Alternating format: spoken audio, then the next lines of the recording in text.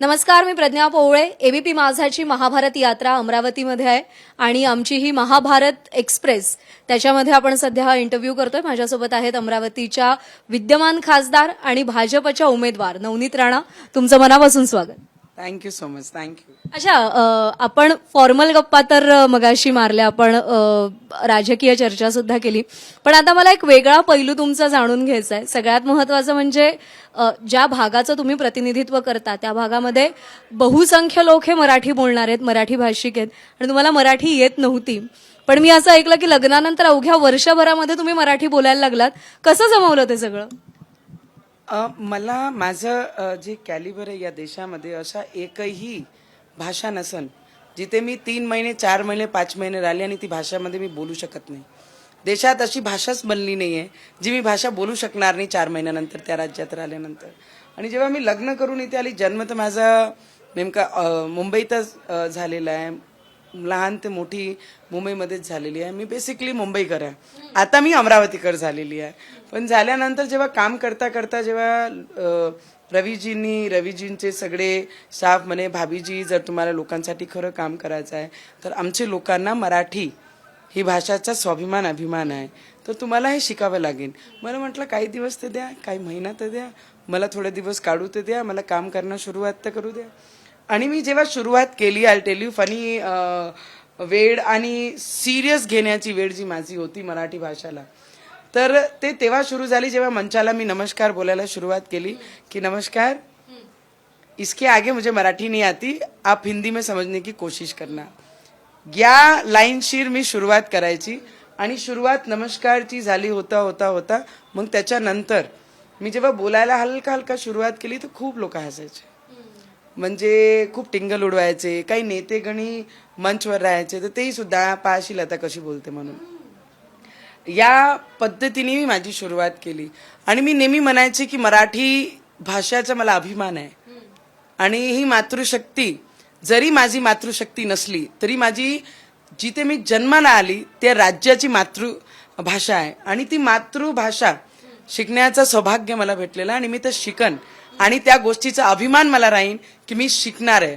आणि मी शिकता शिकता लोकांना हे नेहमी म्हणायची, तुम्ही हसा, मी शिकन. तुम्ही जेवढे हसले तेवढं मी शिकन. ते हसत गेले, मी शिकत गेली, ते हसत गेले, मी शिकत गेली. ते अजूनही हसताय आणि मी शिकत जात आहे.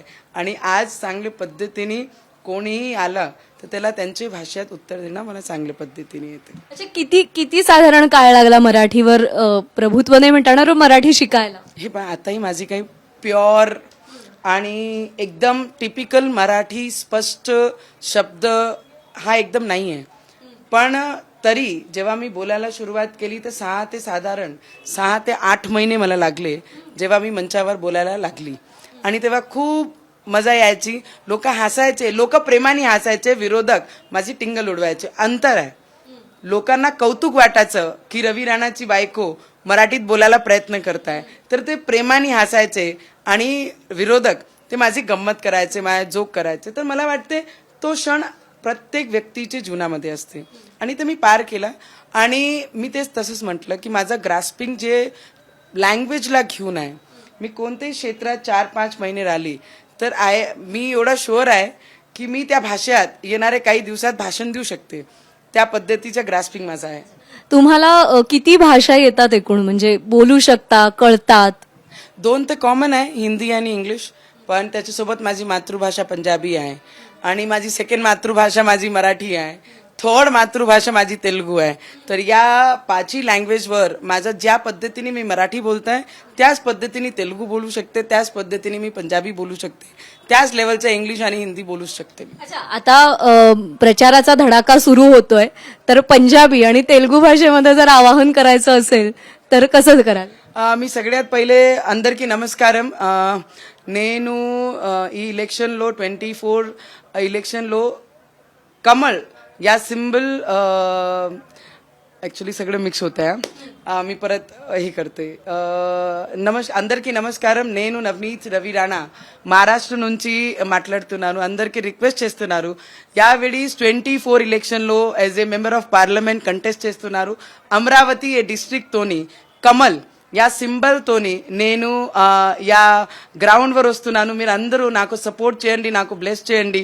నేను యాక్చువల్ గా నా మదర్ టంగ్ కాదు తెలుగు, లేకుండా కూడా నేను నా సెకండ్ థర్డ్ మదర్ టంగ్ అంటే తెలుగు ప్రేక్షకులకి అందరికీ నేను రిక్వెస్ట్ చేస్తున్నాను, అందరూ ప్రే చేసుకోండి, అందరూ బ్లెస్ ఇవ్వండి.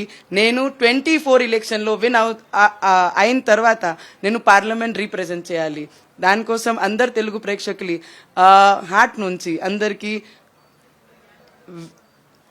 అందరికీ థ్యాంक यू सो मच. आणि आता पंजाबी. हा सगळं फंबल होते बरं, मराठी पंजाबी. मैं मेरे सारे पंजाबी भरा भैणां नूं सत श्री अकाल.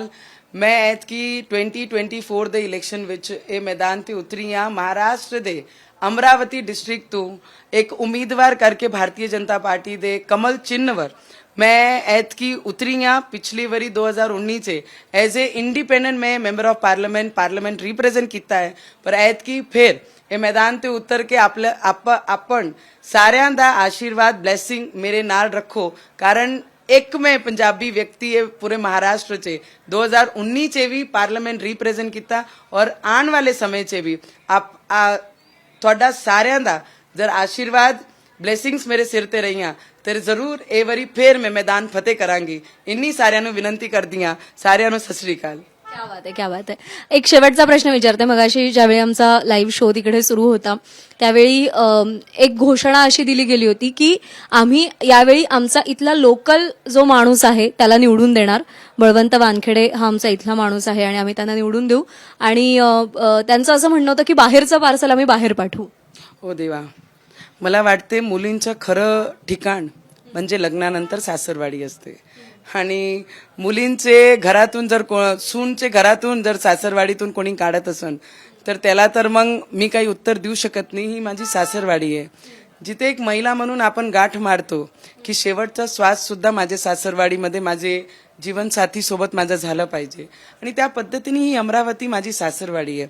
जर कोणाला चुकीची फेमी जर त्यांच्या डोक्यात असन की बाहेरचा व्यक्ती, तर त्यांनी एकदा त्यांचे लाईफ पार्टनरकडे पाहावा, त्यांची मुलीकडे पाहावा आणि त्यांची आईकडे नक्की त्यांनी पाहावे की ते कोणाचं घर सोडून आपले जीवनसाथी सोबत एक घरामध्ये राहते. आणि तीच ठिकाण म्हणजे माझी शेवटची श्वासापर्यंत जर कोणती ठिकाण आहे तर ते म्हणजे माझी सासरवाडी अमरावती आहे.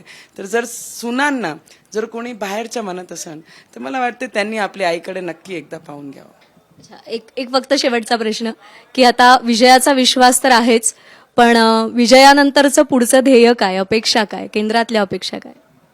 मला एकच अपेक्षा आहे की माझ्यासाठी नेशन फर्स्ट, नेशनसाठी सेवा करण्यासाठी जे 2019 मध्ये जे अमरावतीकरांनी मला साथ दिली, आता 2024 मध्ये केंद्राच्या नेतृत्वाने माझ्यावर विश्वास टाकला आणि कमळ चिन्ह हा सिंबल पहिल्यांदा अमरावतीला दिला आहे. तर मला वाटते आता माझ्यापेक्षा जास्त अमरावतीकरांची जबाबदारी आहे. कारण नेशनला वोट करण्यासाठी जर तो सिंबल येणार ते देशाचे प्रधानमंत्री नरेंद्र मोदीजी आहे.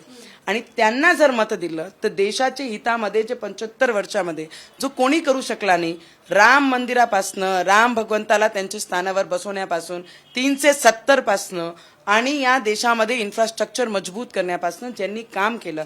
रशियामध्ये जर आमचे मुलं देशाचे शिकायला मेडिकल शिकायला तिथे गेले होते तर आमचा झेंडा दाखवून ते तिथून सेफ बाहेर निघाले. त्याच्यापेक्षा देश सुरक्षित कुठे नाही होणार आहे. आणि देशासाठी मतदान करण्यासाठी या देशाची आणि अमरावतीकरांची जनता पहिले क्रमांकावर उभी राहील. अमरावती तुमची सासूरवाडी असं म्हणता. सासूरवास तर तुम्हाला कधी झाला नाही इथून, पण अर्थात सासूरवाडीचं हे प्रेम मतांमध्ये कसं आणि किती परिवर्तित होतंय त्याची उत्सुकता आहे. 4 जूनसाठी तुम्हालाही अगदी मनापासून शुभेच्छा आणि एबीपी माझाशी संवाद साधला त्याबद्दल आभार. एबीपी माझा, उघडा डोळे बघा नीट.